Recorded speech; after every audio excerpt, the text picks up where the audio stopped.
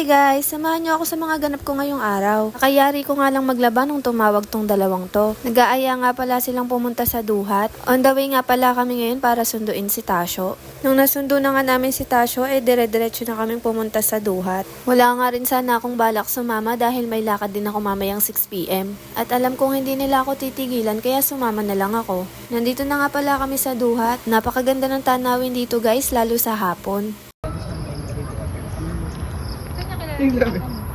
Ewan ko, online siguro. Maasikaso. Wala naman kaming ginawa masyado dito sa Duhat kundi magkwentuhan at magpicturan lang. Ayan nga pala si Tasyo. Ayan nga pala yung pinakamagandang pinsan ni Nika. Ang umangal majojombag. Eme! Pinapabidyuhan nga pala ni Viola dito yung paligid para may pang my day siya. Kaso may biglang dumating ng kotse. Pinagchichismisan pa nga namin kasi parang flat yung gulong o hindi. Ano bang pake namin? So tinuloy ko na lang yung pag-video kasi napakaganda ng langit. Ito na naman si Tasyo, maaura habang inaalis yung mga alikabok sa sasakyan. Nag-decide nga kami lumipat ng pwesto para mas kita namin yung Mount Samat. Hindi nga kami makaupo dun sa may parang cottage kasi may dalawang tao, baka umalis sila kapag umupo kami. Mag-aalas 6 na nga ng hapon nito kaya napakaganda na ng langit. Award, hindi makarelease si Tasyo.